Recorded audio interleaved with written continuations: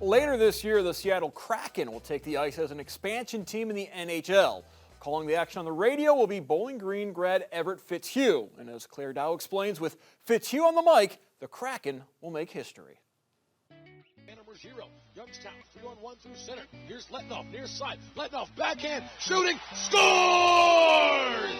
Growing up in Detroit, Everett Fitzhugh's love for hockey started at a young age. I went home one day and watched a Wings game, and they just happened to be playing the Oilers at the time, and they had 2 black players on their team. So for me, that was really, really big to see someone who looked like me playing in the NHL. I don't need to tell you that historically hockey is a predominantly white male sport. So to see, 2 people who look like you at 9 years old, I mean, that's something that was pretty remarkable. While his fandom started in 3rd grade, his passion for broadcasting hockey bloomed on the campus of Bowling Green State University at Slater Family Ice Arena. My first game my freshman year, fell in love with it. I was a color analyst, and I called my mom that night the next day, and I said, so we're going to put all the eggs in the hockey basket. This is our career path. And she was like, all right, well, I mean, if that's what you want to do, that's what you want to do. So she's always been so supportive of me, but even her eyebrows were like, okay, let's see where this goes. Ultimately, it led me to my goal, my dream of being in the NHL. He was a really, really fun guy to be around and got along great with all the players and all the staff and all the families. Everybody he's just, I mean, as you know, he's just if you don't like Everett Fitzhugh, then you got some of your issues of your own. And then, to see Everett, we were all part of Everett's professional process, whether it was a letter of recommendation or a call that someone said, hey, we're thinking about Everett Fitzhugh for this position. What are your thoughts? So it was fun to be a part of that process, and then to see him ultimately get to where he is now. I told Everett when I found out, I sent him a text, and he called me right away, and I told him, I said, I'm as proud as you as we are of any player. So I guess that's the best compliment. Now to Johnson, 2-on-1 with 5. Johnson shoots off the glove of Hildebrand. He scores. Following stops in Chicago, Youngstown, and most recently Cincinnati, Fitzhugh got the call, or rather email, he'd always dreamed of. And the Cyclones have a 2-1 lead. Early last year, The Athletic featured the BGSU grad. Shortly after the article's release, Seattle Kraken president and CEO Todd Lewicki made initial contact. I thought it was a prank at first, honestly. I thought it was one of our coaches or someone in the Cyclone sales department playing a joke on me. But I replied to the email, and it was him. He said he enjoyed reading my story and wanted to hear more about me. And, we copped on a phone call, and it was an amazing phone call. And then COVID hit.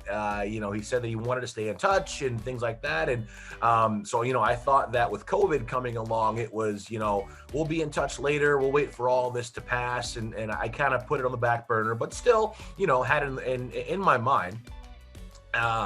And then I get another email in May, and he said, hey, I know the whole world's kind of gone crazy, but we're still building for 21-22, and would love to know if you're still interested. If you are, I want to start that interview process. And once I picked my jaw up off the floor, I was like, yeah, absolutely, let's do this. When Fitzhugh accepted the Kraken's offer in July, he made history, becoming the first black team broadcaster in the NHL. It's humbling, it's flattering. I've told people, I don't think anybody ever sets out to be the role model or the trailblazer, but I think if you're presented with that opportunity, you owe it to the culture, you owe it to the sport, obviously you owe it to those people, but I think more importantly, you owe it to yourself to take that responsibility head on. For me, there weren't a lot of positive black role models in hockey for when I was growing up. I had George the Rock, I had Mike Greer, and I had Anson Carter. So for me to be able to show that 12-year-old black kid in Detroit or Cleveland or wherever the case is, that hey, there is a place for you in this game. There, hockey is not just an old white man sport. You can be a person of color, you can be a woman, you can have a disability and still find your way and have a voice in this game. That's huge for me, and I'm looking forward to the day where there's more than one black play-by-play announcer. I don't want that to be, something that needs to be celebrated. I want that to be something that's standard.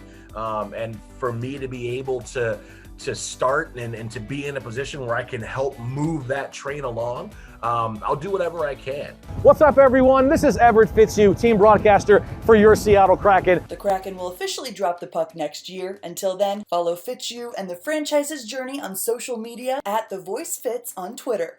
In Toledo, Claire Dow, BCSN.